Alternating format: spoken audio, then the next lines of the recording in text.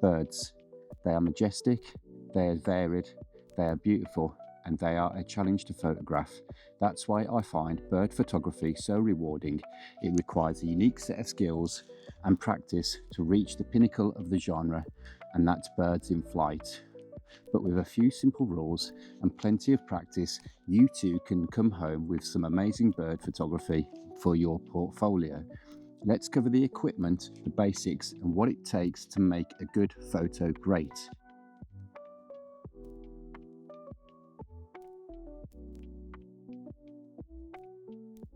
I'll start off with the essentials and then cover more and more technical aspects, so if you're still watching at the end, you'll be in good stead to make the most of your time out in the field. Remember, as always, experiment and have fun.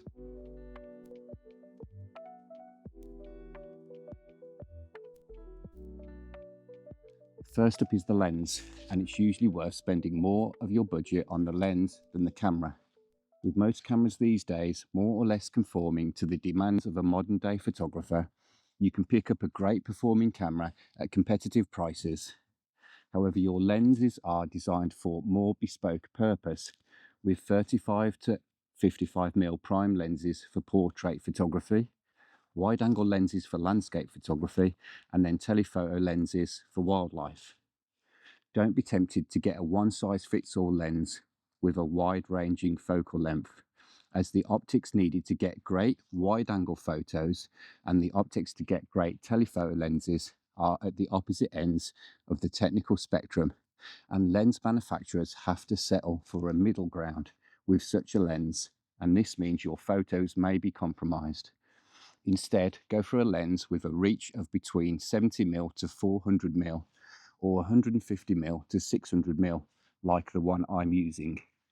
You'll need the extra reach for timid and elusive wildlife and to get that creamy bokeh or out of focus background that are a firm feature of some great wildlife photography. Shutter speed. Birds often move fast. Now we know that to freeze the action, the shutter speed should be high also. I often find myself using 2000 to 2500 of a second shutter speed. If the bird is static, I'll sometimes lower the shutter speed. However, as you increase your focal length and zoom in, you also increase the shakiness or instability of your image. Most cameras and lenses have stabilization built in, but this sometimes doesn't always counteract the movement or unintentional motion blur. Check your camera and lens specifications in this case. The rule is usually to make your shutter speed the same as your focal length. So if you're zoomed in at 200mm, you would ideally use 200ths of a second shutter speed. Again, if the subject is moving fast or you are panning along with the subject, I go way high into the 2000ths. With practice makes perfect. Remember, your shutter speed will lower your exposure, but you can get the most out of the available light with your aperture.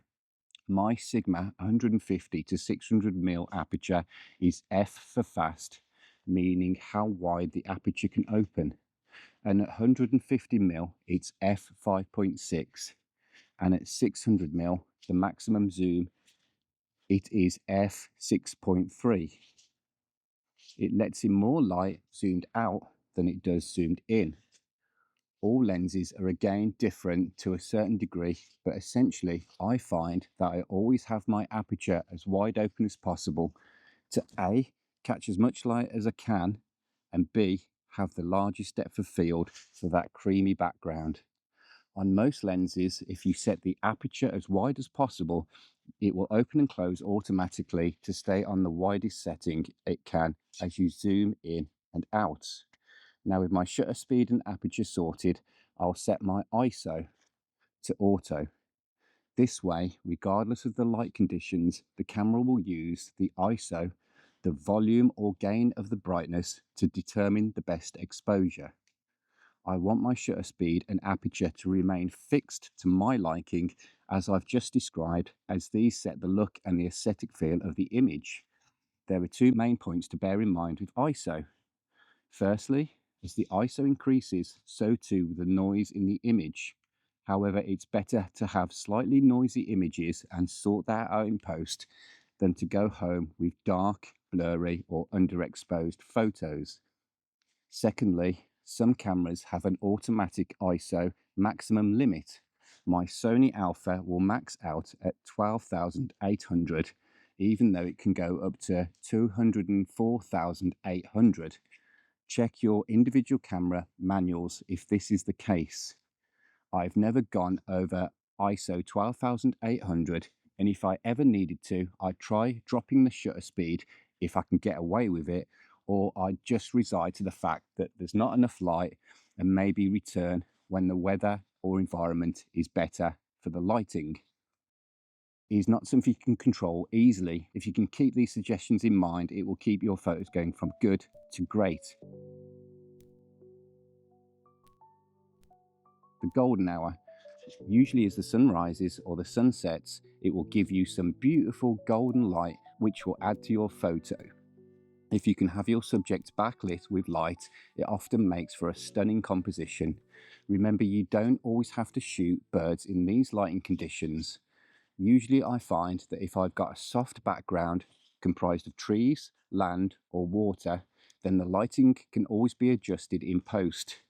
And that said, I always try and avoid just photographing a silhouette against a bright background. And the way I do this is by composition.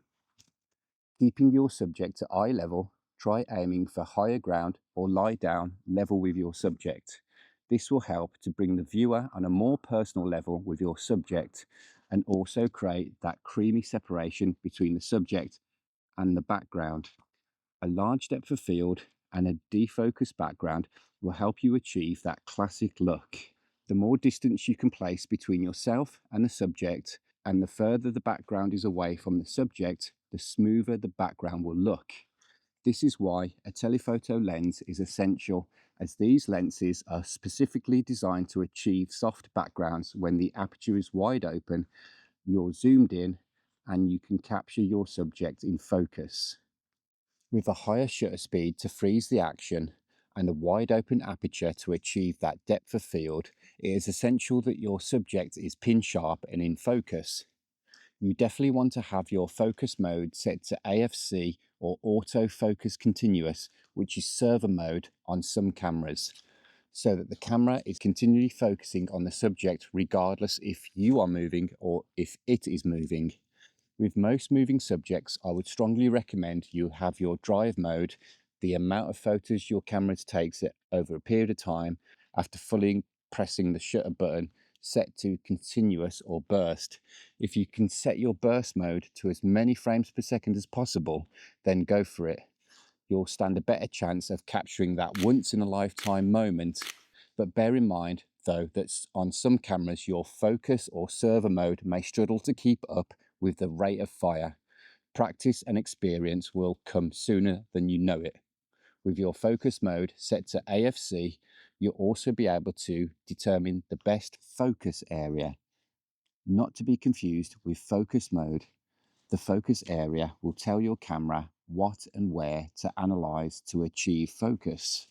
In my experience, I choose wide for birds in flight and center for static birds. Many cameras have intelligent eye and subject tracking. Refer to the camera's user guide and experiment with these either in the field or on your own furry companions. I've set the focus area as a custom button on my camera so I can quickly change it depending on the behavior of the bird. So if a bird ends up within foliage, I go flexible spot small on my Sony and then use the back button focus to lock the focus and recompose my shot. Even if you want to focus your subject out in the open, but then move and reframe, compose your shot, well, this is where the back button focus comes into play. Set it up as a button you can easily access and is within reach of the shutter button. After half pressing the shutter button to focus, press and hold the back button, and regardless of mode, it will lock solid. And you are then free to compose the shot and then squeeze that shutter button all the way down.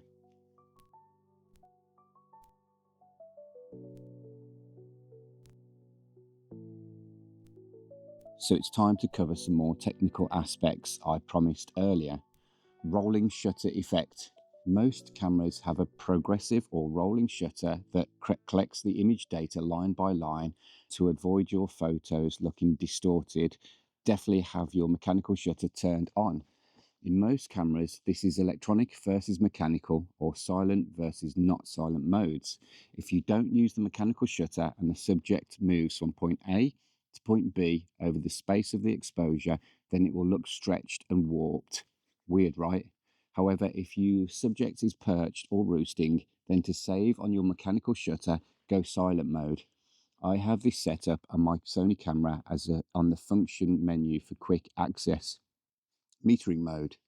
When you half press the shutter, your camera will focus as instructed and also expose the image based on the metering mode.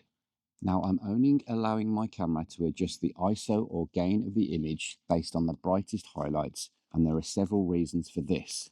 1. I don't want to blow out any highlights in the photo. 2.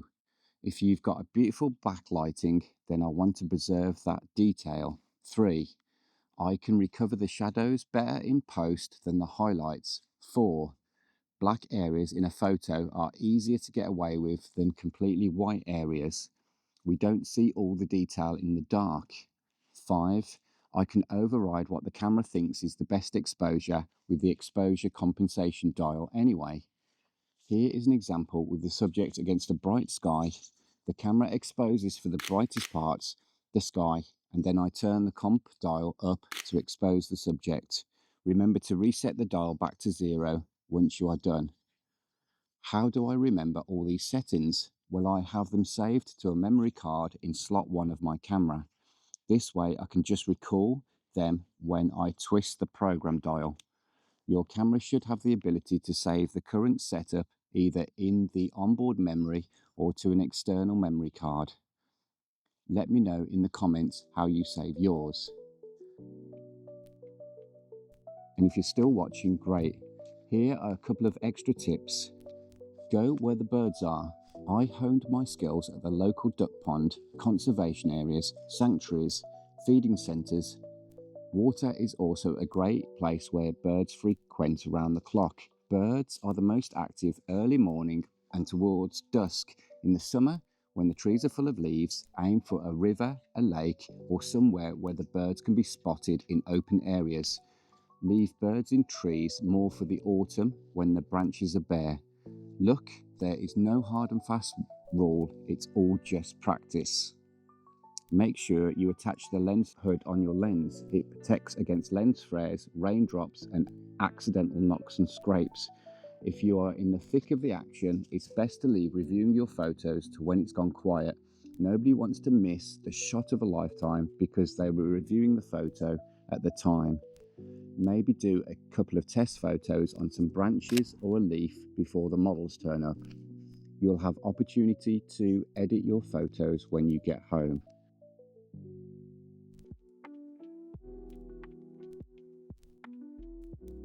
Think about framing and cropping.